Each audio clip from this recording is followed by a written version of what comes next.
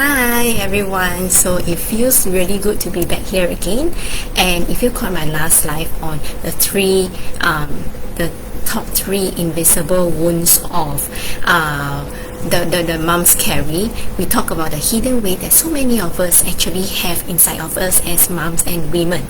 So as I said with that message, something stirred in me, and I kept wondering if we were too hard on ourselves. I wonder, why do we moms always end up feeling so overwhelmed, so stressed, so stretched, so tired, and so hard on ourselves, even when we are doing everything right? So that's when it hit me that this tiredness that we feel, this exhaustion that we feel, isn't just the tasks that we have. It's not all the things that we need to juggle, but it is really about the pressure that we live under. Now, this pressure is a pressure that is created by the world, by the society, by the people around us, the environment around us. And it's not just around us, but really about the whole world actually. Most of us, we actually celebrate performance over being present. So there's this story that the world keeps telling us, a story that sounds empowering, like, go for it, like you can do it, reach for the stars. But quietly it drains us from within. We have to, if you are, in a corporate world, you have this KPI to achieve, and it says that it's helping you to improve. It says that this is for yourself, for your professional development, and also for your personal development. But however, as you go up that ladder, as you achieve the scores on KPI, or trying to achieve the scores on KPI, you will feel that quiet drain in you. This is because there's this lie that always tell you that you can do it, or you can do it, you can achieve what you really want. It is, you can achieve it, but we have to know the difference between, do you want to achieve it because of the pressure that's given to you, or are you going to achieve it really according to your time and space and pace that you are meant to take. Alright, so what it really means is you should do it all and look graceful doing it. This is what the world is telling us. They ask you to go and bring your children around for classes. They say you need to cook the food. They say you need to clean the house. They say you need to contribute to the society, but at the same time you must have your social life. You must still look very well put together.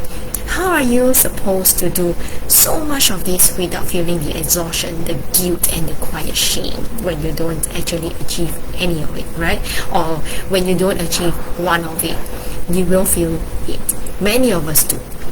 So let's talk about this lie. The world paints a picture of a supermom. Alright, a supermom. How does she look like? She doesn't wear a cape. She doesn't fly. But when we say, wow, you're a supermom, we are talking about, wow, mom with maybe 3-4 children, or even 1 or 2, I don't know. Okay, and you have a home. You manage your home like a CEO. You have work. You have emotional, intelligent kids who does not throw a tantrum, or you really know how to handle them whenever they throw a tantrum. You stay fit, you run a business, you remember everybody's birthday, and on top of that, you never complain. But is this really an invisible mom mask that we want? A lot of us, we put on this invisible mom mask on the outside, but inside we are suffocating. And is this what we really want? Is this what you want as mom and women? Do you want to be a super mom, a super woman, right? And able to achieve all these things, but still feeling that quiet, drain inside, that quiet stress. We don't even realize that this mask of telling us that, hey, you are great, you can be great, you are super, you can do so many things. this mask is feeding our invisible wound. Alright, so let's connect the dots. These invisible wounds are like limiting beliefs. They are like childhood wounds and generational wounds that I talked about the last life. And what does this invisible wound tell us? For limiting belief, it will tell us you are not enough. Alright, it will tell you, because you are not enough, go and do more, go and achieve more, go and be more, because when you do all this, then you will be enough. But the thing is, it's never enough. So no matter what we do, we never feel enough. We feel like we will never arrive, and that is the limiting belief. Alright, the lie that limiting belief is telling us. Then there's childhood wound, where we feel unseen, and the lie will tell you, good moms don't need help. Good moms can do everything by herself. Good moms, able to manage the household, manage the children. Even when the husband is not around, she is able to manage it all. Alright, so because of this lie, many of us go into hiding it when we struggle. We don't want to show it out. There's this time when I actually went to somebody and tell them about the struggle that I'm going through. I was actually silenced, and until now, I don't think we really talk. But the point is, to the world, it's like, you don't get to complain. You're a mom. This comes with your job. You handle your children. You wake up when you need to in the night to feed them.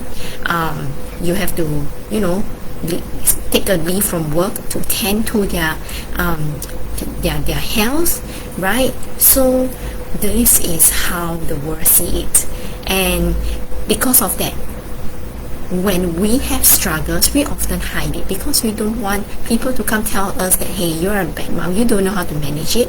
Okay, and that is also how this childhood wound is resurfacing. It feels like the little girl in us is feeling unseen, is feeling unheard again.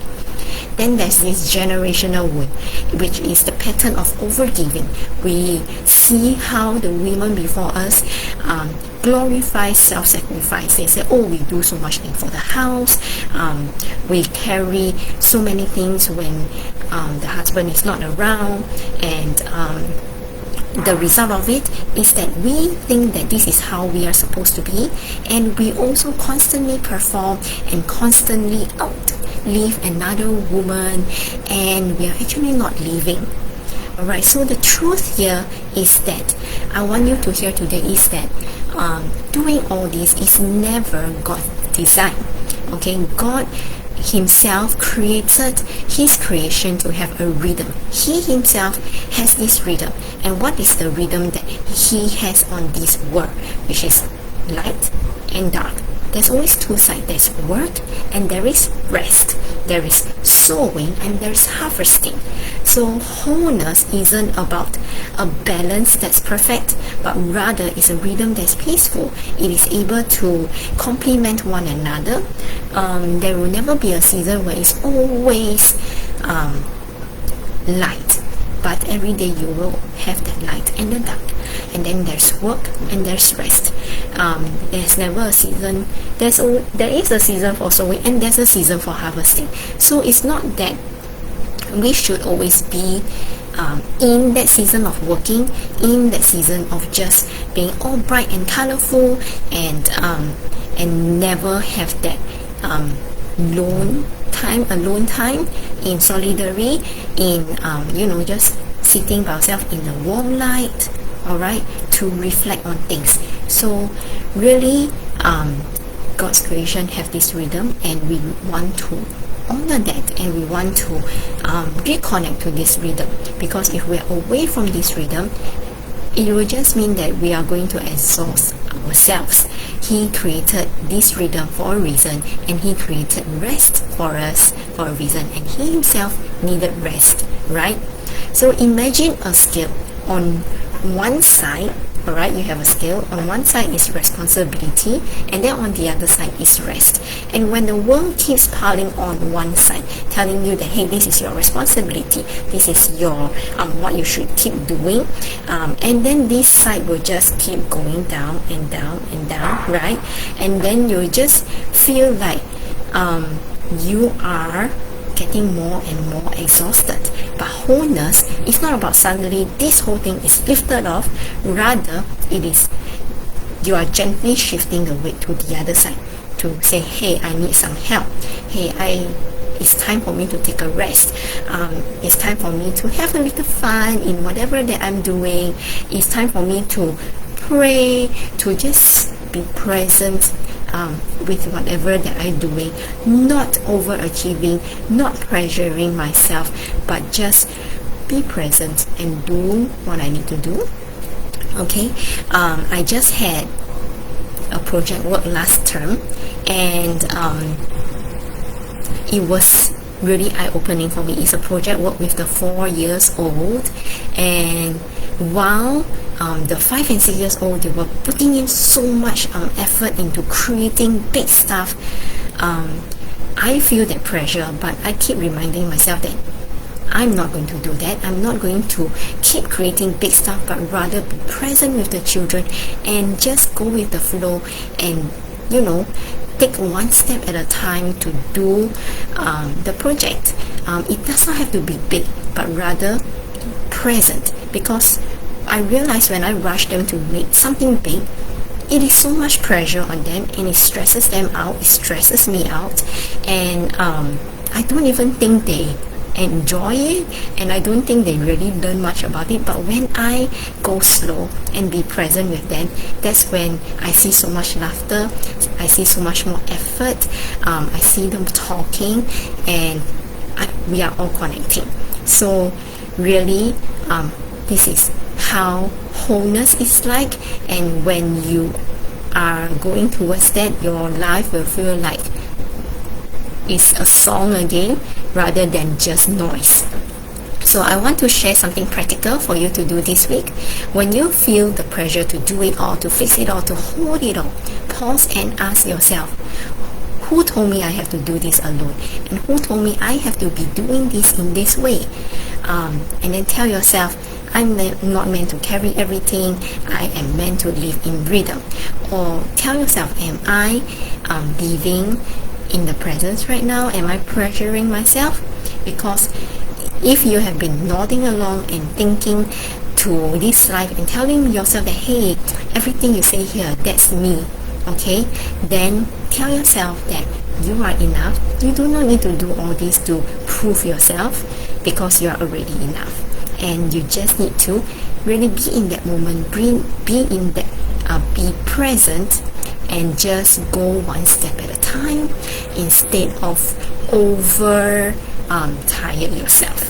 Okay, and if you think that this is a great session for you, the next part of this session is where I'll go deeper into why we believe the lie when we know it hurts, what doing it all costs our marriage and our motherhood, and the 3 feminine rhythms that will bring us back to peace. And if you still do not know what feminine rhythm are, it is the feminine design that God has initially put in, not initially, but He naturally have that God put in us, and we naturally have this, which is a more feminine, the feminine design in all of us, the feminine characteristics that He put in us for a reason. Alright, and the men, they have their masculine traits, we have our feminine traits. We are meant to complement each other. Of course, we female also have the masculine traits, and it is also we use it. We have the feminine, we have the masculine, we use it in like a dance. When do we use the feminine? When do we use the masculine traits? When do we nurture our children? When do we actually provide them with their strength, with their advices? It's really a dance, and we will not be able to kind of master that if we are always living in this wound. Alright, and these wounds are also what causes the feminine wounds that we have, like complaining, over dependency, and many more. So if you want to learn more, the next session, which is a paid continuation, if you would like to listen to it, you let me know, and then we can chat about it. Alright, so I'll see you the next time when I'm live again, and I hope that whatever that I've just shared here is helpful for you. Bye.